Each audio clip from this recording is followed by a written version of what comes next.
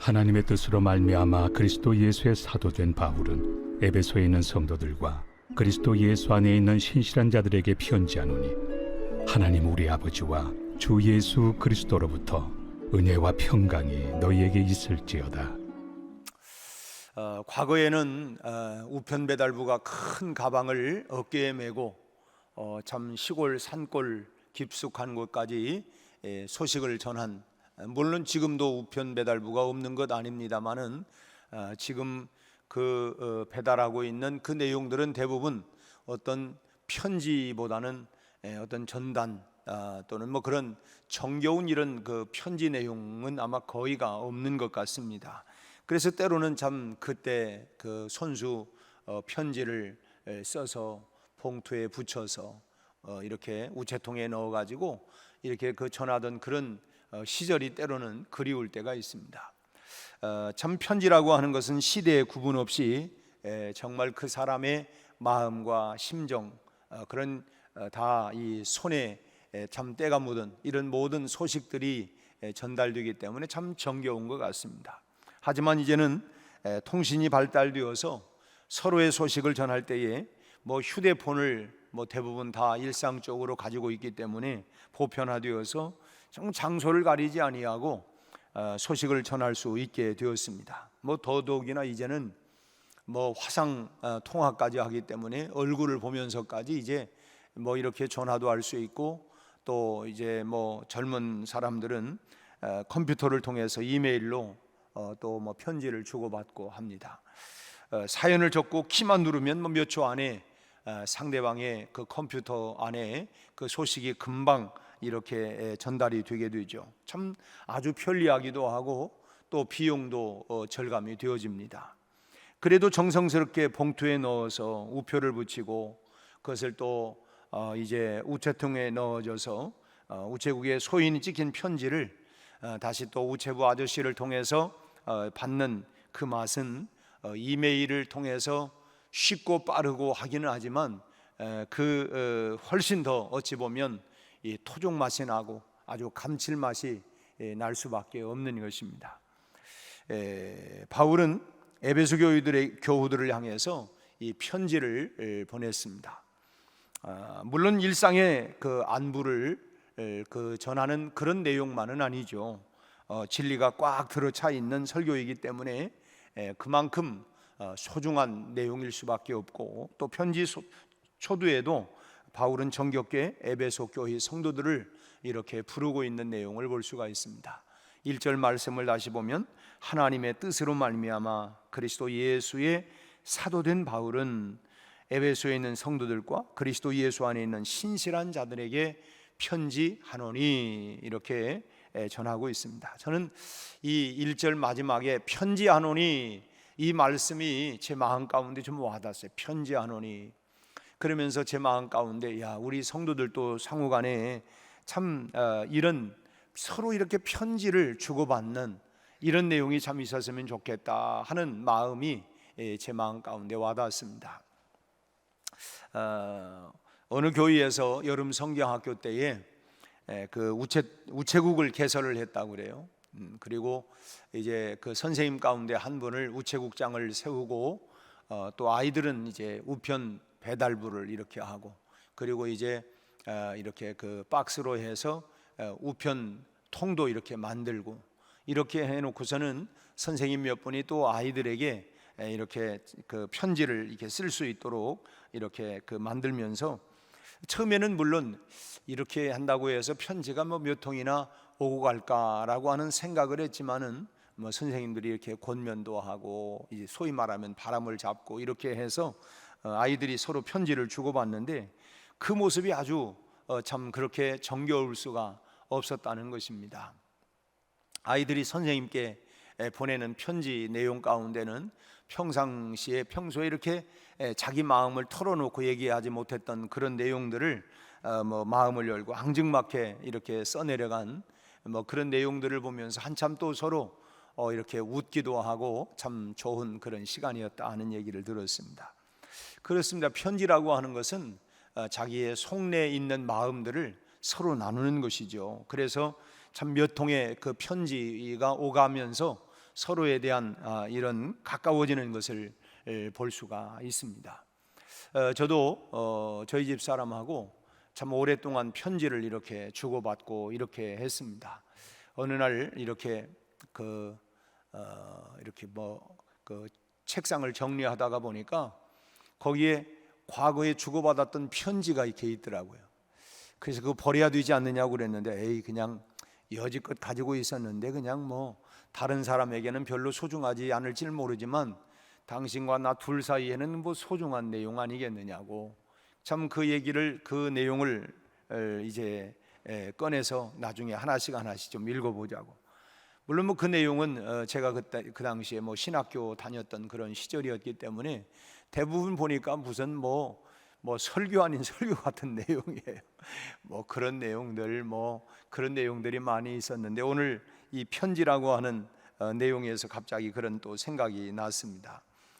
참 이 편지라고 하는 것은 이메일 가지고 주고받는 내용과는 뭐 좀 차원이 다르다고 생각이 됩니다. 한 통의 편지가 참 사람의 마음을 완전히 바꾸어 놓을 수도 있습니다. 만일 뭐 이제 어떤 한 분이 주일 예배에 참여하지를 못했습니다.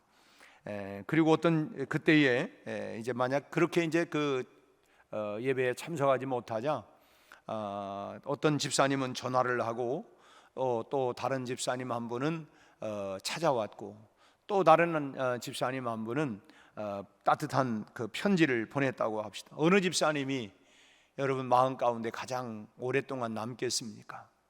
1번, 2번, 3번. 전화를 걸어서 안부를 물은 사람, 또 찾아와 준 사람, 그리고 편지를 써서 그 마음을 전해준 사람. 뭐 참 그런 마음을 그냥 다 하지 못했던 것을 편지라고 하는 걸 통해서 이렇게 보냈을 때 그 마음이 참 오래 갈 수밖에 없죠. 그런데 이 성도 간의 편지라고 하는 것은 그 안에 받는 사람을 향한 하나님의 뜻이 담겨져 있어야 합니다. 오늘 본문에도 하나님의 뜻으로 말미암아 하나님의 뜻이 그 안에 담겨져 있어야 된다는 거예요. 안부나 묻고 뭐 좋고 나쁜 감정풀이나 하는 것은 그것을 가지고 신앙의 편지라고 할 수는 없는 것이죠.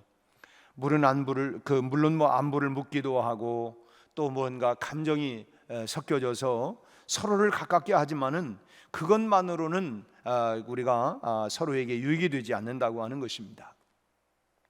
19세기 말에 그 충북 선교의 아버지라고 불리우는 밀러라고 하는 선교사님이 계신데, 이 밀러 선교사님에게 딸이 있었는데 이 딸이 한국에서 다 자랐고 그리고 성장해서 미국으로 역유학을 간 것입니다. 사실은 본국으로 돌아갔지만 뭐 여기서 태어나서 그 딸이 여기서 자라다가 이제 미국으로 가서 이제 공부를 하는데, 이 밀러 선교사님은 늘 김치를 담가 가지고 토착화가 돼서 김치를 담아 가지고 이렇게 먹고, 그러다 보니까 이 딸도 어려서부터 이렇게 김치를 그렇게 좋아했다는 거예요.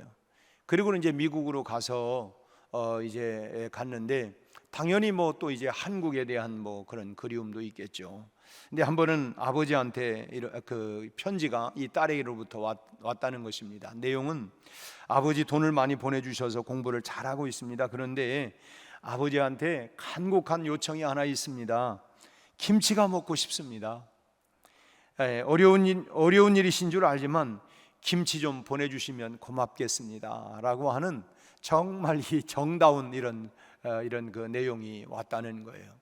제가 말씀드렸죠, 최근이 아니고 19세기입니다 그러니까 옛날에 무슨 뭐 사람이 오가기도 어렵고 그 당시에 뭐 김치를 보낸다고 하는 건 뭐 상상할 수도 없는 일이고, 그래서 이제 그 밀러 선교사님이 편지를 읽고 마음에 감동도 되고 이거 김치를 어떻게 보낼까 참 생각을 하다가 좋은 방법이 없어서 그 편지 종이에다가 김치 국물을 적셔가지고 편지를 넣어가지고 그 국물을 묻혀가지고 그것을 이제 편지로 보냈다는 것입니다. 참 냄새라도 맡으라는 것이죠. 참 김치 국물이라도 좀 쳐다보고 냄새라도 맡아라.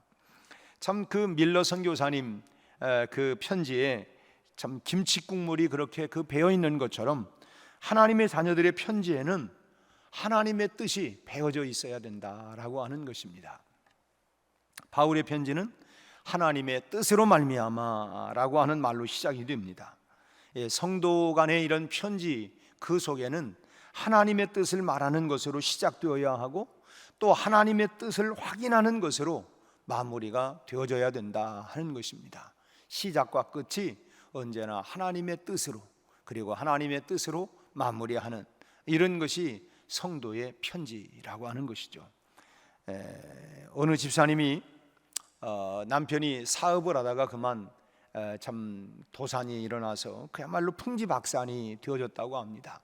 그러다 보니까 이제 남편은 참 채권자들 때문에 참 몸을 피하게 되어지고, 그리고 아내와 이 아내 되는 집사님과 아이들은 집에 있었지만 그 채권자들이 날마다 쫓아와서 뭐 괴롭히기도 하고, 그리고 뭐 이제 뭐 집 달리가 들어오고, 그래서 이제 결국은 이 아이들을 데리고 친정집에 이렇게 가 있었는데, 참 친정집에서 얼마나 참 기가 막히겠습니까? 그래서 이제 새벽마다 이제 교회에 나가서 늘 기도하는데, 한 번은 그냥 날마다 뭐 무슨 기도가 되겠어요? 하나님 앞에 그렇게 통곡하며 그렇게 이제 울면서 기도하는데, 그게 울면서 기도하는 모습을 자기 그 목장에 있는 그 목자 집사님이 보고 이제 편지 하나를 이렇게 보내왔더라는 것입니다. 내용은 참 하나님은 집사님의 힘이시요 피난처이시며 목자가 되십니다.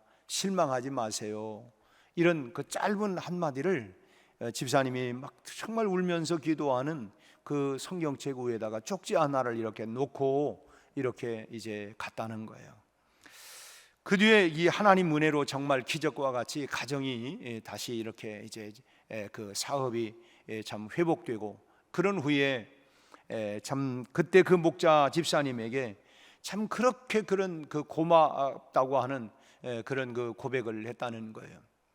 참 전에 집사님께서 적어주신 편지는 정말 저에게 그때는 하나님의 음성과 같았습니다. 정말 하나님의 음성. 다급하면 우리가 물에 빠진 사람 지푸라기라도 잡는다라고 하는 심정으로 그때 그 한마디가 정말 하나님의 음성처럼 참 그렇게 들렸다는 것입니다. 집사님 힘내세요. 하나님은 집사님의 참 피난처가 되실 것이고 목자가 되실 것입니다. 실망하지 마세요. 참 시편 23편의 내용이지만 그 한마디가 하나님의 음성으로 자기에게 들려지더라 하는 것입니다. 여러분, 하나님의 뜻이 담겨져 있어야 그것이 따뜻한 그런 편지, 정말 신앙의 편지가 될 수 있고, 오늘 우리들도 그런 정말 우리의 마음을 담아서 하나님의 뜻을 전하는 그런 따뜻한 이런 복음의 내용의 편지를 주고받는 일들이 좀 있었으면 좋겠습니다. 우리가 뭐 늘 보는데 뭔 얘기 하지만은 여러분, 우리가 정말 뭔가 우리가 말로는 다 할 수 없는 표현일 수도 있지만, 짧은 글이지만 정말 그리스도 안에서 하나님의 뜻이 담겨져 있는 이런 편지들을 주고받는다고 하면 우리의 마음이 굉장히 더 정말 행복해지고 또 서로가 정말 격려가 되고 위로가 되고 힘이 되고 우리에게 그런 은혜가 있으리라고 봅니다.